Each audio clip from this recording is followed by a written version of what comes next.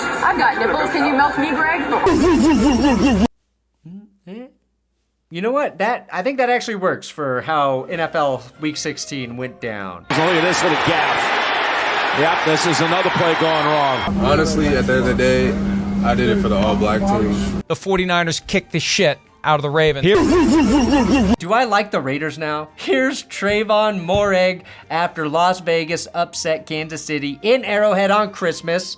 Grinch stole Christmas, motherfucker. The Grinch also stole Brock Purdy's MVP trophy, the chance anyone still believes in the Jaguars, and the optimism we believers in Minshew Mania still had for the Colts. Today, we will break down the real winners and losers from NFL Week 16 right after the Blop 10 plays. If your kid was crying on Christmas morning, it's because Santa didn't bring them the Blop 10 on time. Blop 10? On the first day of football, my true love gave to me a Jalen Warren Blop for a Steelers TD. Last week, we watched George Pickens not block for Warren at the goal line. Later in the week, Warren said he would be blocking if it were him in that situation. And here he is living up to his word. He is a man of his word in the most badass way possible. Number 9, Chris Collinsworth calls backup quarterbacks fat? That's the reason a lot of backup quarterbacks are fat.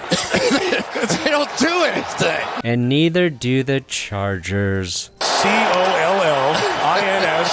You all send them to Chris. Number 8, Jamison Crowder committing the most inexplicable fumble since 2 weeks ago when Trevor Lawrence did the same thing. This is the Thomas Morstead effect, though. You do not want that guy getting a clean shot on you. I hope they credited him with a forced fumble. Number 7, cameraman gets hit with football. Oh boy. Honestly, I just want to see a slow-mo POV of the football coming right at the photographer. I'm a huge fan of POV. Blop 6. We were this close from hearing Joe Buck say, That is a disgusting act. pass interference? More like pants interference. Number 5, the loudest doink in NFL history. You know this is a great sound effect because it works perfectly as a grenade blast in a video game. 4, the art of not scoring. It's kind of poetic that a number 21 named Elliott, who was born in Dallas and played at Texas, stopped Tony Pollard from getting in the end zone here. Although, to be fair, I think most people have stopped Tony Pollard this year. Blop 3, Tolbert breaks the keep pounding drum. This is also why the Panthers lost Super Bowl 50. Steph Curry couldn't break the drum. Blop 2, a table break that isn't Bills Mafia related. Don't feel bad, Isaiah. Do you know how many thousands of Americans had a little too much to eat at Christmas dinner and broke their chairs? Backup quarterbacks are fat.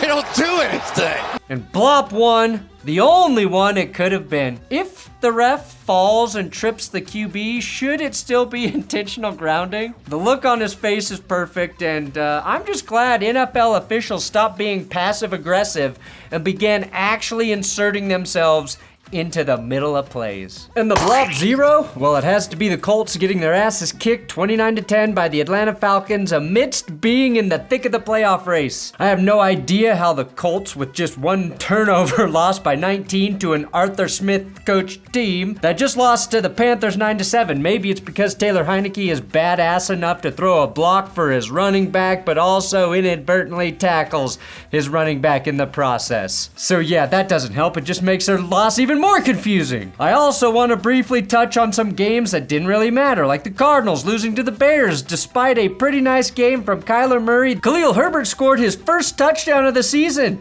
He also ripped the Cards for 112 yards, and my man Matt Prater nailed his 80th 50-plus yard field goal in his career. That's the most 50-yarders for a kicker ever. The Packers just slipped past the Panthers in Carolina thanks to a spike that came 1 second too late from Bryce Young. Packers defensive coordinator Joe Barry nearly was on the wrong end of another NFC Offensive Player of the Week award for the 3rd week in a row. Bryce Young might get Rookie QB of the Week, though, with his first ever 300-yard passing day. A huge losing stat? Well, the Panthers haven't had a fourth quarter lead all season, which is kind of crazy because they've won 2 games. Last week they won on a field goal, but that came after time expired. Losers? Kings of Gabagool, all Italians everywhere after our hero Tommy DeVito got benched for Tyrod Taylor, okay?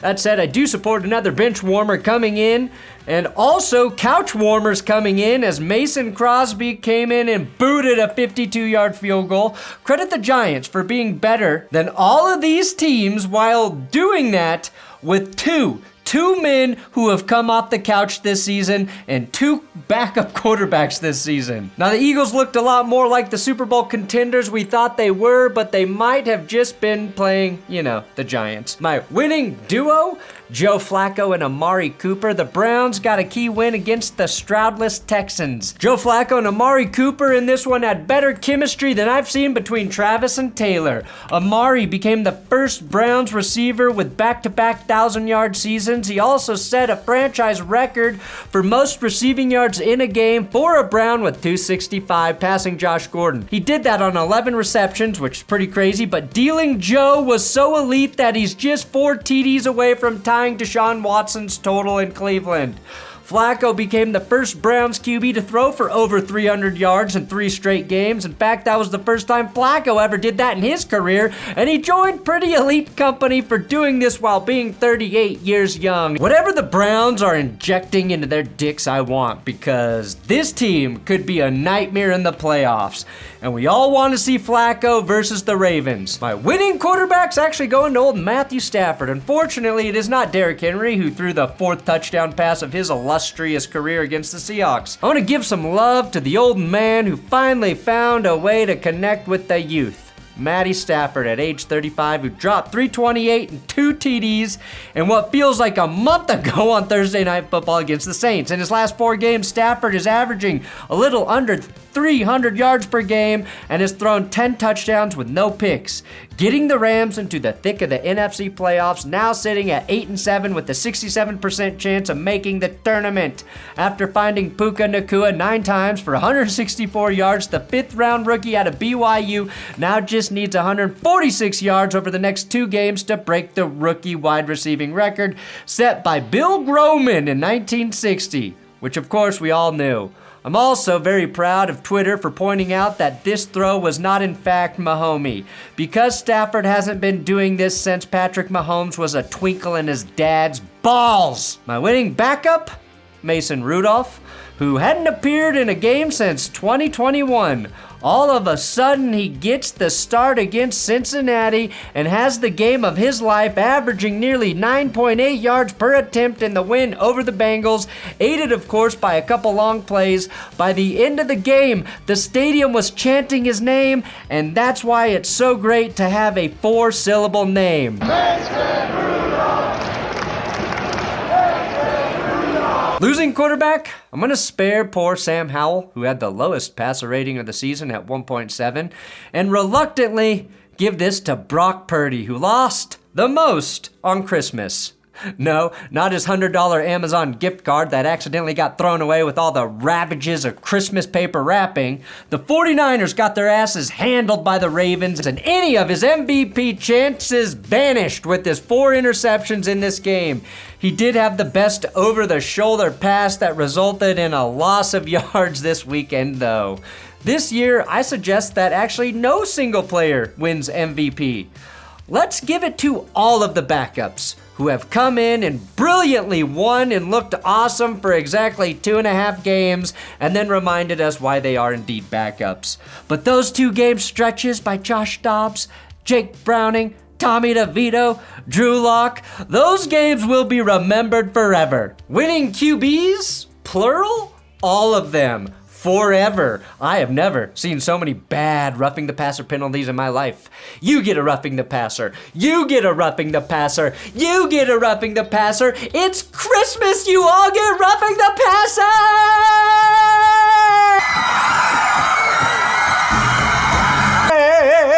Is that how Oprah did it? Like, what is going on? Dak Prescott gets one. Tua gets one. Baker gets one. Goff gets one. Jordan Love gets one. Even Bryce Young got a roughing. Let's be honest, it's time to change the penalty name to touching the passer. That way we fans just can't be mad when a quarterback gets touched and the defense is penalized. And my winning fuck you game of the week? Commanders versus Jets, a meaningless game. I wasn't going to talk about this game. It's stupid. It has no point. And was a comedy of errors in the first half. All committed by the commies. A commies of errors. A blocked punt. You already saw the Jamison Crowder fumble, but then this damn game got damn interesting. Trevor Siemian gets a 25-yard intentional grounding penalty, which had to be his longest air yard pass of the day. Why am I talking about this bastard of a game? Get to the point. Because that bastard quarterback Jacoby Brissett came in and earned himself my Kirk Cousins Award for the second straight week. Most fittingly, this award is gifted to the QB that no matter what he does, his team loses. Honorable mention this week does go to Christian McCaffrey. Jacoby Brissett, who has been slow cooking on the bench longer than an actual brisket, enters the game with 5 minutes left in the third quarter, trailing 27-7. Comes in, leads 3 touchdown drives, takes the lead 28-27, only to watch the Jets drive down the field to get Greg the Leg in long range for a game-winning field goal. Winning stat, the Browns and Lions both have 10 wins in the same season. That hasn't happened in 70 years, which was also Tom Brady's rookie season. Sure, it would be a lot of fun to see those two teams play each other in the Super Bowl, but you know what wouldn't be fun? The universe folding in on itself, which would almost certainly be an unintended consequence of such an event. Also, there would be too many taking the Browns to the Super Bowl toilet jokes, and I do not condone toilet humor. I'm classy. Winning redemption arc, George Pickens, who elevated himself to the category of we just have to put up with him because he can have games like this. A week ago, he had his effort called into question, and for good reason. And all he did against the Bengals was catch 4 balls for 195 yards, including touchdowns of 66 and 86 yards that broke the Bengals back on Saturday. Pickens went up over 1,000 yards for the first time in his career, and that's like 1,500 yards in a normal functioning offense. Converted from Matt Canadian loonies, I think it's actually 2,000 yards. Most importantly, the Steelers are now in a position where they have a 90% chance to make the playoffs if they can finish out the season with wins against the Seahawks and Ravens, which admittedly is no easy task. Unless, of course, the Ravens rest their starters week 18. Winning racial unit, Rashad Mendenhall's black team, which gained the services of one Kyle Hamilton. I know there's been some back and forth about which team I'm actually playing for, and I'm taking my talents to the black team. I'm not even white, so I don't know why I'd be on that team. Following his 2-interception game against Brock Purdy and the 49ers. Now, Lamar Jackson is also definitely starting for that team after last night. And to make room for Jacoby Brissett, they had to cut ties with Patrick Mahomes after a strong 5 years. I've also gotten word from the captain of the white team, Nick Bosa, that they will not be signing Patrick Mahomes, and that even though he is dating Taylor Swift, Travis Kelce will remain on the black team, along with Max Crosby. I just want to say Sunday, y'all need to be out in Allegiant. Losing team, the Jacksonville Jaguars, who were 8-3 once upon a time before losing 4 straight to the Bengals, Browns, Ravens, and now the surging Buccaneers. They're treading on thin ice, even with the Colts' loss, because they're in a spot where they may need to sit Trevor Lawrence, who's been perpetually injured the last month and is now dealing with the sprained AC joint in his throwing shoulder. Good news, though, your last 2 games are against the Panthers and Titans, 2 winnable games that will probably be excruciatingly close. And that's the perfect 2-game window for CJ Beathard to come in and get you the dubs. Winning fan base, congratulations to Lions fans who got to see their team clinch not only a playoff spot, but lock up their first home playoff game since January of 1994 when Brett Favre stunned them with one of the greatest passes of all time. This is Detroit's first trip to the playoffs since the 2016 season when they lost in the wildcard round to Seattle, and believe it or not, it's actually their first time winning the NFC North. You might be wondering how is that possible, but they haven't won their division since realignment when the NFC Central became the NFC North back in 2002. That said, I am really happy for Detroit and its fans. They fucking deserve it. Sure, it took Nick Mullins' 4th interception of the game to seal it for you, but they got it done despite Justin Jefferson's best efforts. I can't even blame Kirby Joseph for celebrating way too early on this interception. The crazy part is that with the 49ers loss on Christmas night, the Lions have a legitimate shot at the number 1 seed in the NFC. All they have to do is beat Dallas in Dallas and get another win against the Vikings in Week 18. And of course, they would need a little bit of help, which could come in the most poetic way imaginable if Matthew Stafford and the Rams can upset the 49ers in the final game of the regular season. It's all coming together for Detroit.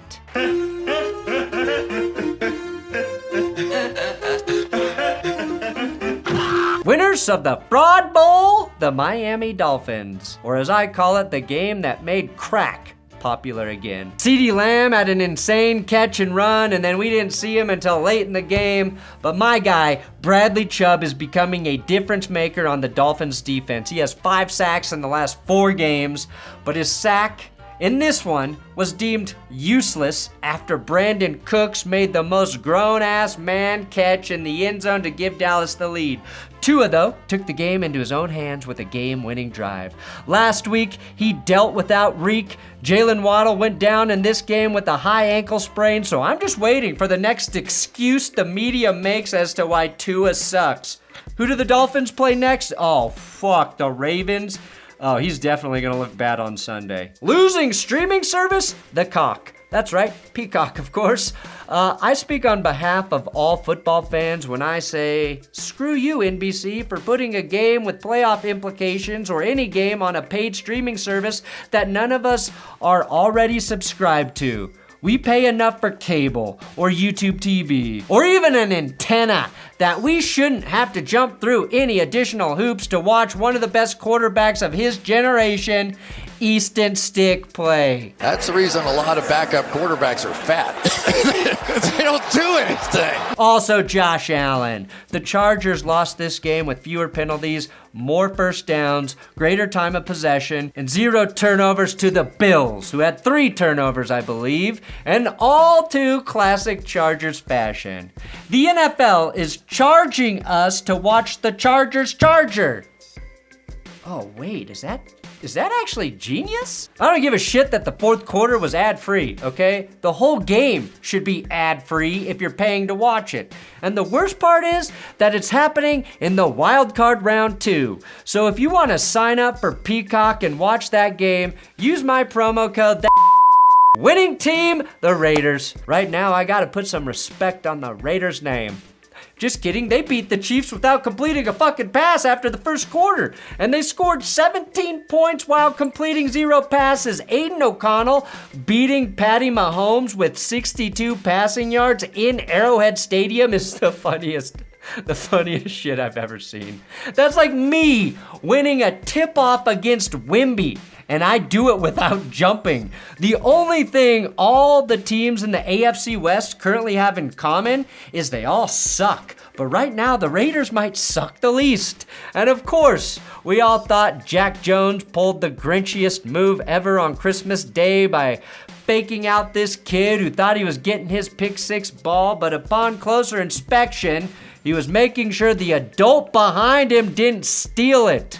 Either way, it's been a tough year for children who root for the Chiefs. A lot of young girls who love Taylor Swift are learning the pain of being a football fan. And finally, the winningest team had to be the Ravens on Monday night. Lamar Jackson is now the MVP favorite, which might be a curse this season. First it was Hurts, then it was Dak, then it was Purdy. My guess, Lamar Jackson throws 3 picks next week and Tua gets the win while throwing for 61 passing yards, besting O'Connell. That said, Lamar's playing perfectly balanced football, and the only NFC quarterback to ever defeat him is Daniel Jones, which means if the Ravens do get to the Super Bowl, they're guaranteed a win, because Dan is on IR. Since Lamar proved he has a high IQ, the power of Johnny has fueled him to a 9-1 record.